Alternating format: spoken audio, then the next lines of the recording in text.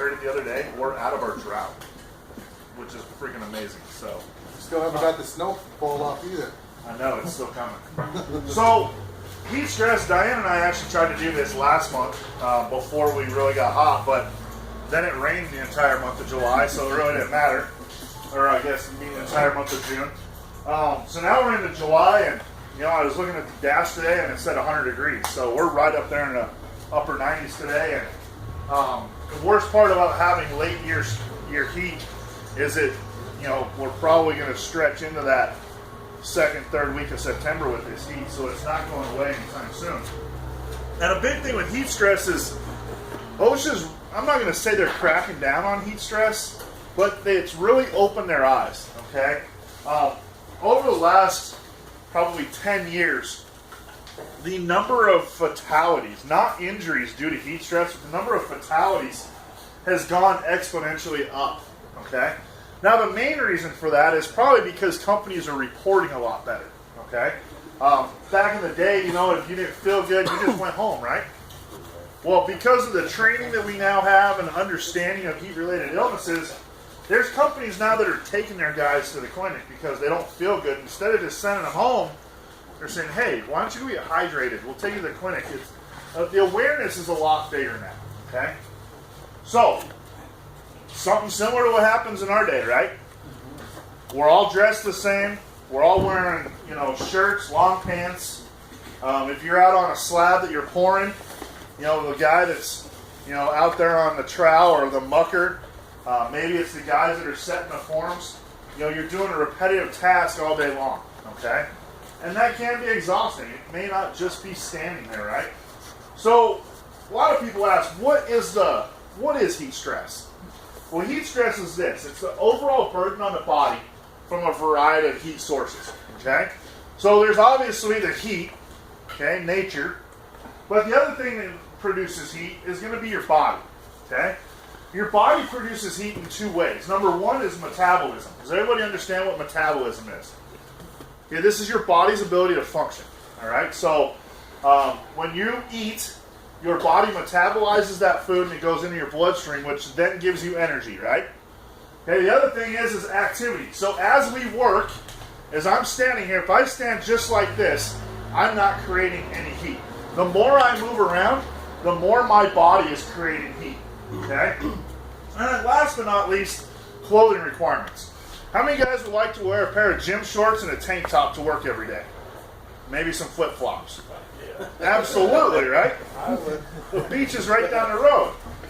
The problem is in construction, the hazards that we have, we obviously know that that's not feasible. Okay? It's not safe, it's not practical, it's not feasible. All right? So we have to wear heavy boots. I'm not going to lie, I got ankle socks on just because when I was in Texas I learned to keep your feet cooler, and by doing that you keep the rest of your leg cooler. So ankle socks, but heavy boots, they don't breathe. How many of you guys got leather boots on? Feet are sweating like mad, aren't they? Yep. Yeah. Just a part of it, okay? Long pants, generally it's going to be a heavy pair of jeans, and then some sort of a shirt. And then we got to put on this other stuff, the vest. Okay, the vests don't breathe, okay? Hard hats, no ventilation in our hard hats. They're starting to come out with hard hats with ventilation, but right now, we don't have hard hats with ventilation, so your head isn't able to get rid of that heat, okay? When a body is unable to cool itself, this is when a heat-related injury then becomes apparent, okay? So how do we prevent heat-induced injuries? Well, education. Teaching you guys what you can do to prevent these injuries, both for yourself and for your crews. So, how does our body exactly handle heat, okay? First off, our brain is a control center for our body, okay? What happens is our brain is going to try to keep what we call homeostasis. That's the perfect environment, all right? In order to do this, in order to get this level in our body, the brain is going to trigger our body to breathe. Breathe in, breathe out. It's going to trigger our body to pump blood. It's going to trigger our body to push the heat out of our body in the form of sweat. Okay? So, as your blood circulates through the body, the amount of your blood is going to circulate. okay, which is going to create heat. But what's happening there is the blood vessels are opening up, and it's pushing that heat to the surface. Once it's reached the surface, we have these things called sweat glands, okay, which is where, once we are able to sweat, that throws that moisture over our skin, cool breeze comes by, we've cooled our body, okay? That's the science behind it. So what are some factors that might hinder us? Well, first one is high temps. Are we in a high humid state? No. No, it's very dry and arid, right? Anybody that's been in the Midwest, Texas, that's a humid area, okay? Red center heat, limited air movement. So for you guys that are like over on 16th Street, you know, once you get inside of the walls of that building, there's not a whole lot of air movement, is there? Because there's no airflow across the top, okay? Physical exertion, and then this is the big one, okay? Physical condition. Now, there's three big aspects in there that are related to physical condition. Number one, your age. Okay, that's the number one thing you got going against you. Number two is your weight. Okay? I heard another statistic, Colorado is still the fittest state in the union, but we're still like 37% overweight. All right? I went to a physician a couple weeks ago. They told me I was morbidly obese. You sure? I weigh 245. Oh, sure. Okay. Unfortunately, the realism is medically wise, they still go off of a scale that's from the 40s and 50s. Okay, so you know our body mass index is not correct. Now, do I have 15, 20 pounds I could absolutely lose? Yeah, absolutely. Do we all? Absolutely. Okay, but weight is a factor. Okay, nutrition. How many of you guys slam a cup of coffee or a high carbonated drink or a high caffeinated drink first thing in the morning? Don't lie. How many of you guys stop at the donut shop or stop off and grab a breakfast burrito on your way to work? Todd. How many of you guys eat off the Roach Coach during the day? Never, buddy. Okay? Nutrition is probably the most important thing that you can do, okay, for your body. All right? Electrolytes. You got to have electrolytes. I learned the hard way. When I went in for my physical, doctor told me, you drink a lot of water, don't you? And I said, about 8 Nalgene bottles a day I drink. He said, you need to drink about 7 Nalgene bottles and have yourself a Gatorade or something that's got some electrolytes in it because your levels of salt was actually low. I knew you can drink too much water, but I didn't realize that, you know, that I was in that area. I figured I was doing just fine. So you've got to drink electrolytes. You have to replace some of that you lost with electrolytes. All right? Caffeinated alcoholic beverages. Okay, these are diuretics. All right, they're going to make your blood vessels expand, make your heart pump faster, and it's going to make your body overall work harder. Okay? Other medical conditions. Okay, if you're on medications for, maybe you have high blood pressure, maybe you're diabetic, maybe you've got other issues, these medications could alter how you react in the heat. Okay? Heat tends to promote accidents. Okay, so a lot of times the job sites we're on, gloves are a requirement. So we shouldn't really have the slippery palms type syndrome. But heat tends to promote accidents. We aren't thinking clearly because we're hot. All right, how many of you guys are thinking clear right now? It's warm in here. Okay, I know you're not because I know I'm not. All right, hot environments lower our mental alertness. They increase our body temperature, and they cause workers to get distracted. Okay, when I was down in Texas, we started work at 3 o'clock in the morning, and we worked until 11 o'clock in the afternoon, or 11 o'clock in the morning. Noon, 1 o'clock at the latest. Why? Because by the time it was 11 o'clock, it was generally 99 to 102 degrees outside. All of our concrete pours started at 10 o'clock at night. We poured through the night and we were done by 9 o'clock in the morning. Best way to feel it. Hell yeah, it is. Excessive exposure to a hot work environment can bring about a variety of heat-induced disorders, okay? Fatigue, heat rash, fainting, heat cramps, heat exhaustion, and heat stroke. Now understand, These don't happen in this order, okay? You don't get tired and all of a sudden you have heat rash. You don't get heat rash and then you faint. You don't faint and then you get heat cramps. How many of you guys have sat on the couch at night having a cold beer and you get a cramp in your leg? Don't lie, it's happened to every single one of us, okay? Nighttime. Yeah, Cramp you know at night, why? I'm sleeping. You know why you get the cramps at night? Not enough water intake at that time, ain't it? No, your body is relaxed. It's trying to replenish itself, okay? Oh. How many of you guys have been working in a hot day? It actually happened to me a couple weeks ago. I was out working, building fence in my backyard. About 5 o'clock in the afternoon, all of a sudden my entire arm just froze up on me in just one massive cramp. That's more likely from water loss. The other one is water loss, but the reason you get them at night is because your body is relaxing, okay? We'll talk about that here in a second. Heat rash, also known as prickly heat, okay? The biggest signs and symptoms to this is your arm is going to swell up, you're going to see red, okay? And it's going to itch. And what's happened there is your sweat glands have gotten dirty, okay? And your sweat glands are now clogged. When your sweat glands get clogged, your body is trying to work hard to unclog those glands. So it's important, if you can tolerate it, I learned this out in Texas as well, wear long sleeves. It benefits you in two ways. Number one, you keep your arms clean so that your sweat glands also stay clear. Okay? That way your body is able to produce sweat. Number two, long sleeves will allow your body to stay cooler because the sweat is now trapped between the lightweight shirt and your skin. Alright? If we have prickly heat, okay, all we need to do is wash our arms off, wash our legs off, and it should clear everything up. Okay?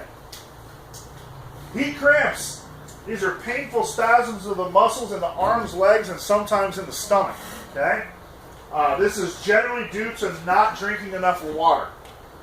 Essentially, when it comes to your water intake, you should take your body weight and divide it by 2. We'll make it easy. I'll say I weigh 250. I don't. I've lost weight. I'll say I weigh 250. I should drink 125 ounces of water a day. Okay? So these are probably 24-ounce bottles. So I should drink a minimum of 5 of these a day. So It's not too bad. Right? This would be What needs to be in there? Beer or So can I count coffee with water in it? You know that there is. I drink a lot of coffee. There are people that do. There are studies out there that show that coffee has enough water in it that you can do that. But the thing that's hitting you there is the caffeine. It's still a diuretic, so you're still opening up those blood vessels a little bit more than you want. Okay. Drink lots of water. It's going to dilute the body's fluids, and the body is still going to continue to lose salt. Okay, that's what I found out. I had low sodium. I actually have to drink something with sodium in it each day because I drink so much water. Okay. Cramps may occur during or after work, okay, including at night when resting, and again will be relieved by drinking water. Okay. Heat exhaustion, again caused by the loss of large amounts of fluid. Okay, some of the signs and symptoms is headache, dizziness, giddiness, lightheadedness, or fainting. Cool, moist skin, upset stomach. You may vomit or lose consciousness. Have mood change. Your pale or flushed complexion, and your body temperature might be a little bit elevated, kind of like a fever. What else does this sound like? What other ailments have a fever, pale or flushed skin, meaning that you're a little bit moist? Okay? Upset stomach with vomiting. What's that sound like? flu. Yeah, it's the flu. Okay? So how many of you guys have gone to work and then that night or the next day you felt like crap? Yeah. Again, we've all been there. Okay? You didn't have the flu. You suffered from heat exhaustion. Okay? You did not intake enough water during your day. So how do we treat this? Well, have the person rest in a cool place. Have them drink plenty of liquids. Loosen up their clothing. Apply wet cloths. Avoid strenuous activity. You may need to send this person home, but you want to make sure you keep an eye on these guys. Okay? Heat stroke. Okay, heat stroke is a life-threatening illness with a very high death rate. And this is why. When the body's temperature system fails, sweating has now become inadequate. Basically what they're saying here, gentlemen, is this person has sweated everything they have. Okay? Signs and symptoms, they're going to experience heat cramps. Okay? It may feel like they're having a heart attack. And this is why. What do we say happens? How does the body rid itself of heat? Through your blood vessels, right? How does your blood move through your body? Through your heart. Through your heart. So what's happening here is your body has sweated out every ounce of liquid that it can. Your heart is beating so fast and it's working so hard that it feels like your heart's going to pound right out of your chest. Okay? These people are going to have hot, dry skin. That is the number one difference between heat exhaustion and heat stroke, is the skin. If their skin is still moist, it's heat exhaustion. If their skin is now dry and hot, that is heat stroke. Okay? For heat exhaustion, we want to get that person cooled down, right? Give them something to drink, stuff like that. For heat stroke, okay, not only are they stop sweating so their skin is hot, their skin temp is going to be in excess of 105 degrees. What's a general body temperature? 98 point whatever, right? Yeah. So 105 degrees. Technically, we pretty much call people brain dead when they get right around 106, 107. Because there's no way that their brain's going to fluctuate at that point. Okay? These people are going to be very confused. They're going to be in and out of consciousness. They may go into seizures. They may have convulsions. Okay? Treatment is obviously early recognition. Call 911. Move this person to a cool area. Don't just move this person to a cool area. This person needs to be cooled down rapidly. Okay? That means if you have somebody like this on the job site, we're finding a water jug. We are soaking their clothes in water. Okay? We may even go as far as sit them down and just lightly dump the water on top of them.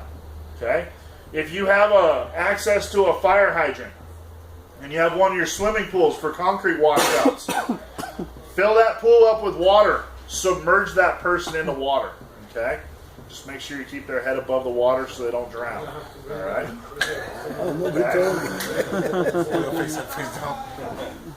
Those are the signs and symptoms. Okay? That's what we need to be looking for in our people. Now, how many people do we have on our workforce that are going to get that far? Probably not too many. Why? Because in construction, we are acclimated to this kind of work, right? Generally speaking. Generally speaking, the guys are fairly fit, or at least they know how to work in the conditions we work in. But if we get a new guy, if we get a temporary laborer, okay, maybe there's somebody that's a little bit older on our crew, we need to start watching out for those folks. I didn't name any names. Okay? But the big thing is know the signs and symptoms. Even bigger than that, know how your body reacts. Okay? Understand your crew. Understand their limitations. Okay? That's important for you to be the observer of your crew. You know when somebody's about spent for the day. Alright? Help these guys out. Alright? Offer them water. Okay? They might be on a trowel. They might be building whatever. Maybe it's your turn, and maybe the water jug is 300 yards away. Bring the water jug close to your guys. The little things. Okay? They're all going to have a water bottle, so you're not going to worry about cups anymore, theoretically, right? They're all going to have a water bottle. Okay? Other things that are out there for us. Okay? Number one, sunscreen. Wear sunscreen. Okay? Anybody in here have somebody in their family, friends? The only thing that sucks about sunscreen, when you put it on your face or wherever, it makes you sweat like a pig. It does. It makes you sweat more. It clogs your pores. It depends on what kind of sunscreen you use. If you use The lotion dollar type, store, Yeah, the probably. dollar store is no good. I got the good stuff. I can take it from the big. I use the spray stuff, I use and the spray. I never have an issue. You Okay? need to get Sammy Sosa's But spray. my question for you is, does anybody in here, whether it be family, friend, or colleague, associate, whatever, suffering from skin cancer? Okay. Maybe a little spot on your nose or your arm. Yep. It is actually one of the top 3 cancers that we suffer from here in America because we don't take care of our skin. Okay? So please make sure you do that. So block out the sun or heat. They have cooling vests. Okay, have you guys seen the cooling vests? They're pretty awesome. You can soak them in water overnight or put them into just wet them down, and they'll keep you cool. I have one for when I go on my Harley and I go on long trips. Okay, And they're vests like this? They actually make cooling vests that now have reflective striping on them. Where will you buy them at? Possibly Whitecap. They might have them by now. Amazon. Amazon, eBay, I know they have them there. Again, drink lots of water and sports drinks. Okay? 1 cup every 15 minutes or take half your body weight and drink 1 ounce per pound. Okay? Wear lightweight, light-colored, loose-fitting clothes. Okay? Try not to wear 2 t-shirts. It's summertime. We shouldn't need to wear 2 shirts anyway. Avoid alcohol. All right? Caffeinated drinks. All right? Or heavy meals. Okay? One thing that I was taught when I used Texas because that's the hottest place I've ever worked. When I was out in Texas, though, everybody told me, drink a glass of water before you go to bed. Drink a glass of water as soon as you get up. Okay? We're all adults in here. Another good indicator is your urine. Okay, if your urine is yellow, are you hydrated or dehydrated? Dehydrated. Dehydrated, okay? Don't get that confused on the weekends when you've been drinking and your urine's clear. Okay? Because what happens is the alcohol is actually separating itself out from the water, and you are urinating water at that point. So you are actually dehydrating yourself as you are drinking. Okay? So try to avoid alcohol, especially during the week if possible. Caffeinated drinks. Okay? Caffeinated, carbonated drinks. So there's kind of a double whammy there. Number 1, caffeine is a diuretic, so it's going to make your blood vessels expand. Oh, you want a beer? I do. We'll get dehydrated. You're going to make your blood vessels expand, so your body's going to work harder.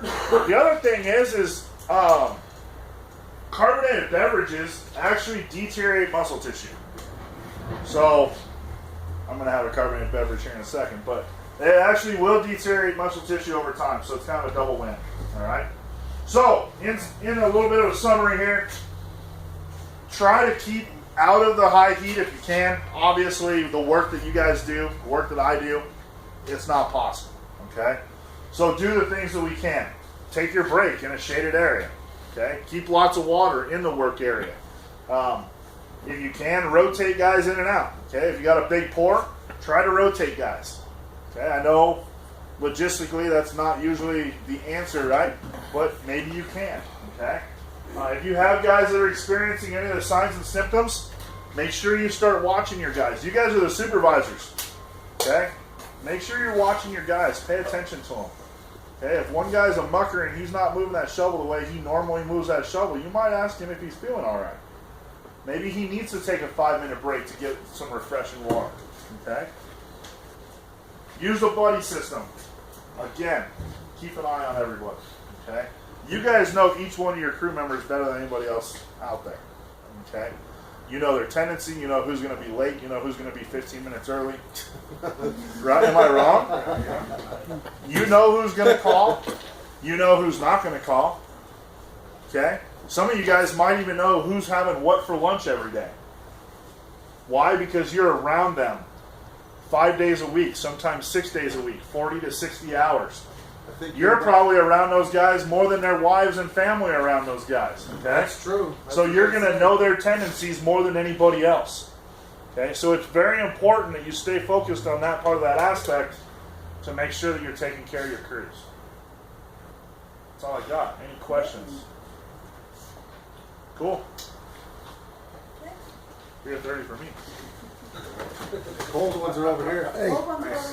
How about salt tablets? Salt tablets be used? We don't use salt tablets anymore.